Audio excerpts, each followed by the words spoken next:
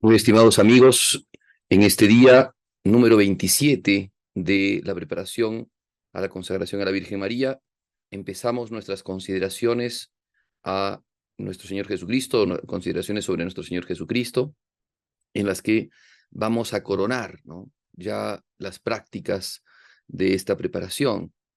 Y como dije, cuando empezamos lo de la Virgen, en este tiempo ya es el tiempo de las mejores meditaciones, de las más hermosas, porque es considerar concretamente a nuestro Señor, a nuestro Dios, y nuestro corazón ya tiene que estar como lleno de esos frutos, ¿no?, que hemos sacado de estas semanas, en donde hemos ido conociéndonos a nosotros mismos, hemos ido conociendo el mundo, hemos ido conociendo a la Virgen, y ahora conocer al Señor, ¿no?, para poder consagrarnos a Él mediante la esclavitud a la Virgen María.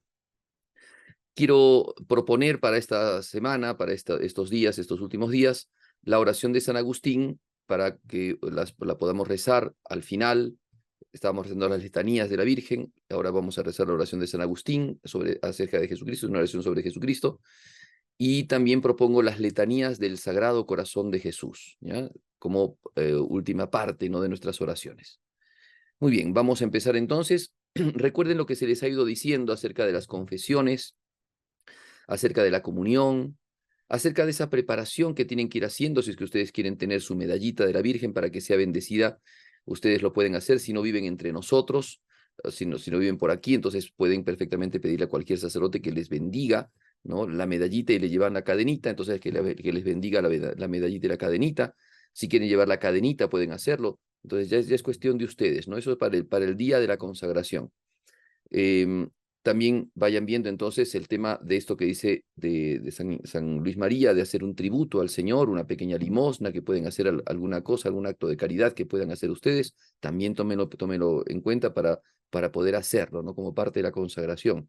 Y por supuesto, vamos a proponerles a ustedes el texto de la consagración. Sería lo mejor que lo escriban, ¿no?, de puño y letra, para que ustedes después lo puedan firmar el día de la consagración.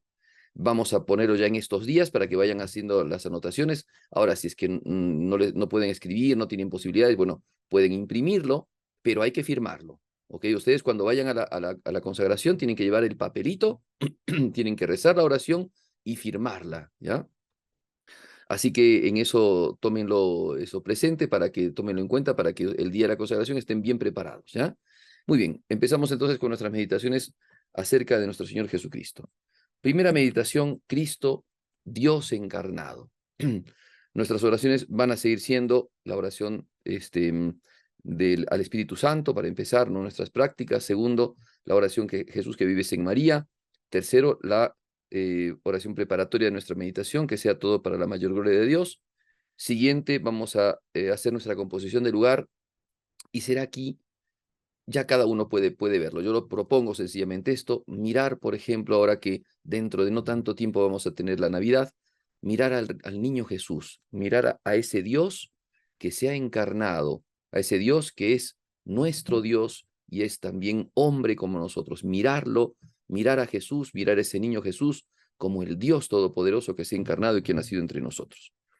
La petición será pedir aquí a nuestro Señor conocimiento interno, ¿no?, de Cristo, el Redentor.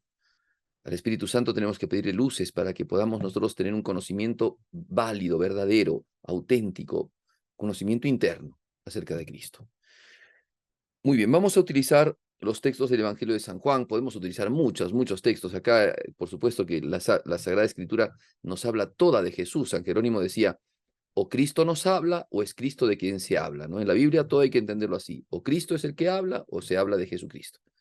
Muy bien, vamos a tomar entonces el prólogo de San Juan. Voy a leerlo brevemente, y no todo, una parte solamente, para que podamos nosotros tomar conciencia de esto que tenemos que meditar. Dice así. em, a ver. En el principio era el Verbo, y el Verbo estaba en Dios, y el Verbo era Dios. Él estaba al principio en Dios, perdón. Todas las cosas fueron hechas por él, y sin él no se hizo nada de cuanto ha sido hecho. En él estaba la vida, y la vida era la luz de los hombres. La luz luce en las tinieblas, pero las tinieblas no la abrazaron. Después habla acerca de San Juan. Hubo un hombre enviado por Dios llamado Juan. vino éste a dar testimonio de la luz para testificar de ella y que todos creyeran por él. No era él la luz, sino vino a dar testimonio de la luz. Era la luz verdadera que viniendo a este mundo ilumina a todo hombre. Estaba en el mundo y por él fue hecho el mundo, pero el mundo no le conoció. Vino a los suyos, pero los suyos no le conocieron.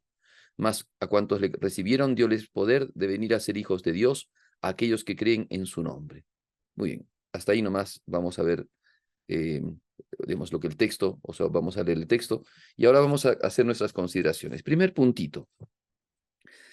El hombre, ¿cierto?, que ha tenido siempre una religión natural, no siempre ha estado bien guiado a esta religión natural. Muchas veces, como dice la Sagrada Escritura, ha tomado cosas de la tierra, elementos de la tierra, y los ha constituido en sus dioses, y a eso se le llama idolatría. Nuestros hermanos protestantes confunden muchísimo la cuestión de las ideas, de las imágenes con la cuestión de la idolatría. Piensan que las imágenes de los cristianos, las imágenes de los católicos, son ídolos y no tienen absolutamente nada que ver con los ídolos, ¿no? Los ídolos son determinadas efigies que se toman como si fueran divinidades y se las adora a ellas como si fueran divinidades. Yo podría poner un ejemplo de idolatría, es el dinero, por ejemplo. Es tratado muchas veces como un dios, como lo absoluto. Pues eso es una idolatría.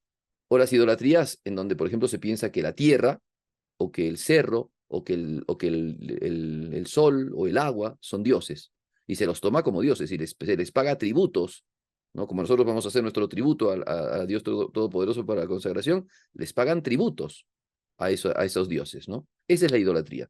Y entonces, estas religiosidades que se han ido apartando del orden natural del Dios Todopoderoso, han tomado como dioses seres terribles, seres crueles, ¿no? Que si es que uno no les paga, entonces ellos te hacen daño, ellos te destruyen, ¿no? Dioses que piden sangre. Aquí en Latinoamérica hemos visto por la historia cómo nuestros pueblos, ¿no?, que vivían, ¿no?, todavía no bajo la evangelización, bajo el yugo suave y la carga ligera de Jesucristo, cometían graves abominaciones, ¿no? Y hacían sacrificios de sangre de seres humanos. Bueno, dioses terribles, pero dioses lejanos también, ¿eh? Dioses lejanos. Dioses que no tienen nada que ver con el mundo, o que están muy lejos del mundo, o que hacen negocios con el mundo.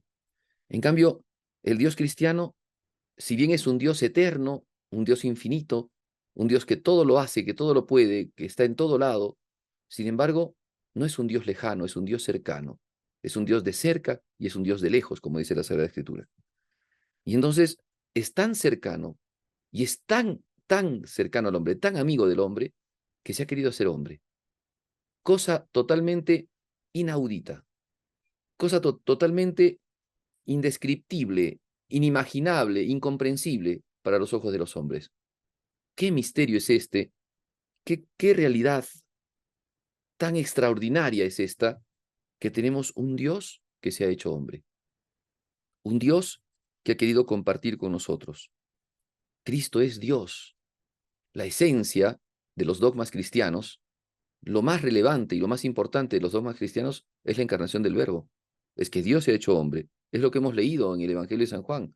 El Verbo se hizo carne. Es Dios, el Verbo que estaba en Dios, que era Dios. Ese Verbo se ha hecho carne.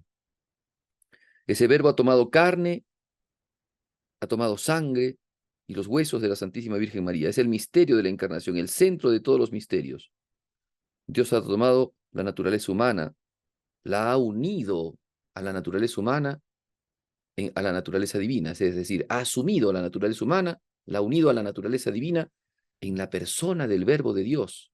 El ser es Dios y las naturalezas son la divina y la humana. Ese es el misterio de la encarnación, misterio que ha ido, digámoslo así, que ha ido como trabajándose en la especulación teológica, porque la Escritura no nos dice que Dios tiene naturaleza humana y que Jesús tiene naturaleza humana y naturaleza divina. Eso lo hemos ido nosotros conjeturando a partir de los textos, porque en el texto se dice de otra manera: el Verbo se hizo carne y habitó entre nosotros.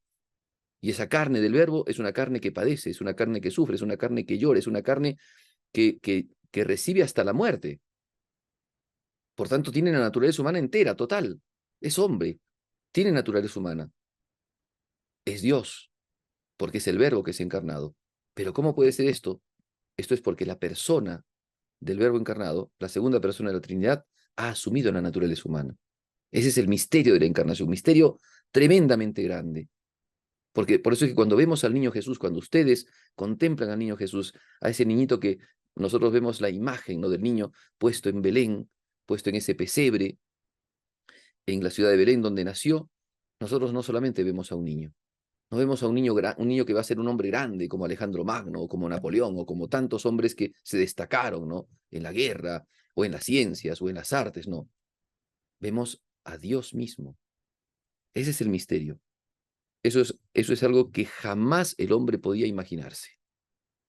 Los antiguos griegos a veces pensaban que los dioses tenían como actos de amorío con algunas humanas, y entonces salían los titanes, que eran hijos de dioses y de hombres. Pero eso no es Jesucristo. Jesucristo es Dios. Jesucristo no es un ser humano. Jesucristo es Dios. Es un ser divino. Ha asumido la naturaleza humana. Todo lo de la naturaleza humana, sin dejar de ser Dios. Por eso es que en Él se ven lo maravilloso, lo espléndido, lo grande, lo eterno, pero también se ve la sencillez. Segundo puntito. Dios es adorado, ensalzado en la asamblea de los ángeles. Dice la Sagrada Escritura. Es el Rey del mundo. Dios es lo más grande y excelso. Sin embargo, ahora este Dios es un pequeño, es un niño, es un hombre que camina entre nosotros. Es el verbo que ha salido del corazón del Padre, decía San Juan Damasceno. Toda la tierra, toda la historia, toda la humanidad, todo lo que ha sido hecho, todo lo que ha sido constituido, todo lo que hay y todo lo que es, ha sido hecho para Cristo. O sea, la naturaleza humana, la naturaleza de las criaturas, de los animales, de las plantas, el mundo, el cosmos, todo lo que existe, todo lo que no sabemos que existe y existe, todo ha sido creado para Jesucristo. Todo es de Él, todo es para Él, todo fue pensado para Él. El Padre, cuando ha creado las cosas, ha pensado en la naturaleza humana de Jesús. Cuando ha creado a Adán, cuando creó su descendencia, cuando creó el pueblo judío, cuando ha creado todas las circunstancias, cuando, bueno, todo se dio con número, peso y medida, es para que Jesucristo surgiera. Toda la historia entonces está al servicio de Jesús. Todo fue hecho para Él. Todo fue hecho por Él y para Él, así dice San Pablo. Y esto hay que tenerlo muy en cuenta, porque entonces en el Génesis, cuando se nos habla del primer hombre que fue nacido de Dios, que salió de Dios, ¿cierto? Tomando del barro y soplando en su espíritu, eso lo hemos ido viendo varias veces, pues ahora podemos verlo de la naturaleza de María. María es la tierra buena y fértil que ha dado el Señor, ¿no? A la que le ha dado el Señor la potestad, ¿no?, de ser la madre de Jesús. Habíamos dicho que la Virgen es ese jardín cerrado donde Jesucristo nació, así como el Edén, ¿no? Pues es eso también. Y Jesucristo es ese nuevo Adán, que así como Dios agarró de la tierra e insufló y logró, ¿no?, la creación del hombre, así también Dios, con todo su poder, tomó de María Santísima, de su sangre, de su carne, y tomó entonces esa naturaleza, y a esa naturaleza le unió, asumió a esa naturaleza con la misma divinidad, para que ya el hombre no sea creación de Dios, sino que el hombre pueda ser hijo de Dios, porque Cristo es el Hijo de Dios, y ahora ese Hijo de Dios es un hombre. Por eso también será llamado, y Jesucristo mismo se llamará a sí mismo el Hijo del Hombre.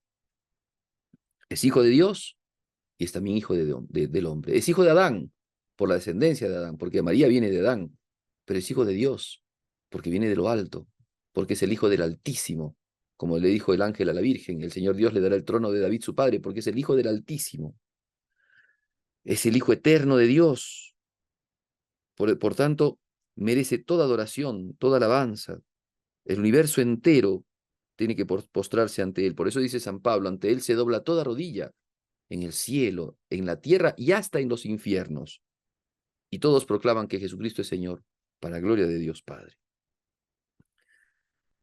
En la encarnación, Dios Todopoderoso se hace un contemporáneo nuestro, camina con nosotros, come con nosotros, sufre con nosotros y padece por nosotros.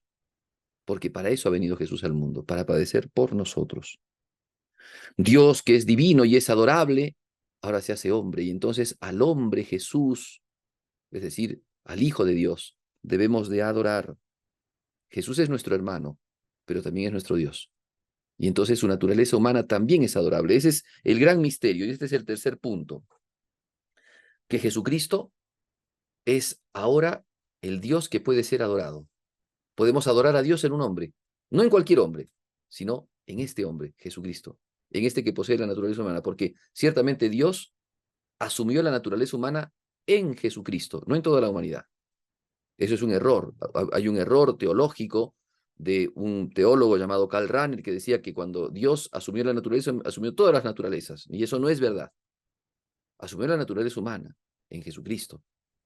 Y a partir de Jesucristo, y por la fe en Jesucristo, Dios también nos convierte en sus hijos, por la gracia de Dios, por la adopción.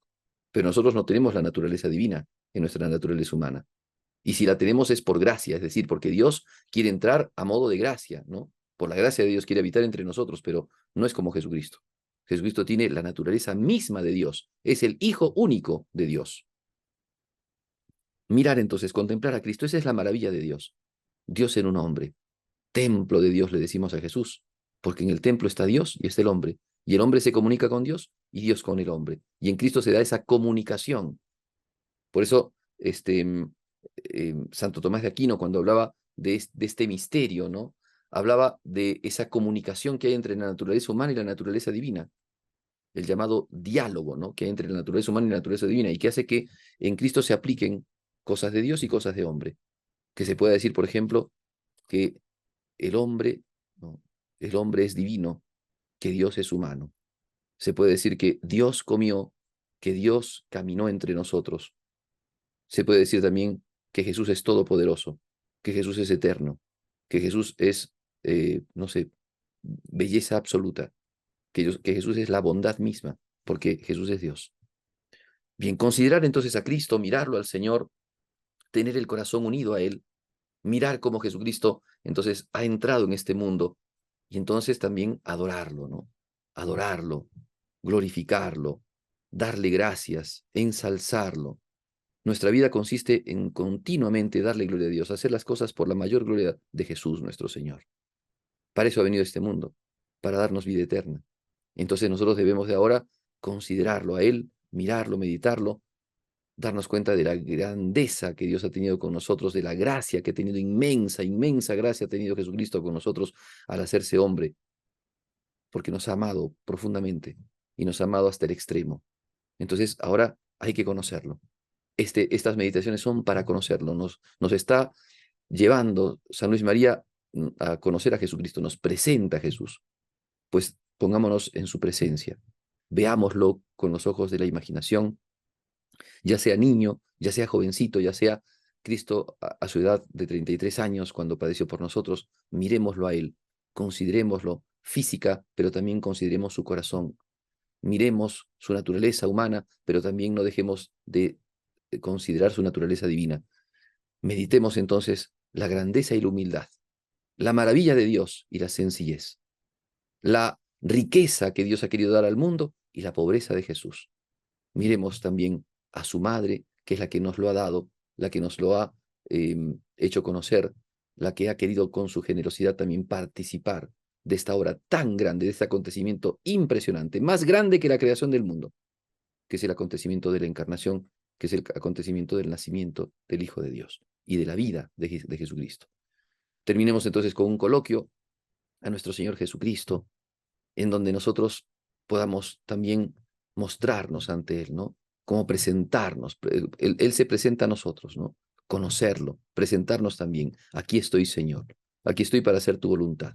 Aquí estoy porque tú eres mi Dios y tú me has llamado a la vida y me has llamado a la santidad. Aquí estoy, Señor. Entonces, hablar con Jesús hablar con este Señor que ha querido ser un Dios cercano, no solamente un Dios lejano. Y este Dios que ha querido ser tan sencillo como cualquiera de nosotros. Este Señor que nos enseña humildad, pobreza, amabilidad. Este Dios que tiene tanto amor para nosotros y que por eso se ha hecho hombre. Amemos entonces a Jesús, hablemos con Él, que sea un coloquio tierno, lleno de amor, lleno también de conocimiento y de reconocimiento a Jesucristo. Terminemos entonces nuestras oraciones con la oración de San Agustín, que les vamos a proponer en las redes sociales donde estamos pasando estos videos. Vamos a proponerles entonces la oración, vamos a imprimirles la oración, o perdón, pasarles la oración de San Agustín y la letanía del Sagrado Corazón de Jesús. Que tengan entonces una buena meditación y nos encontramos el día de mañana.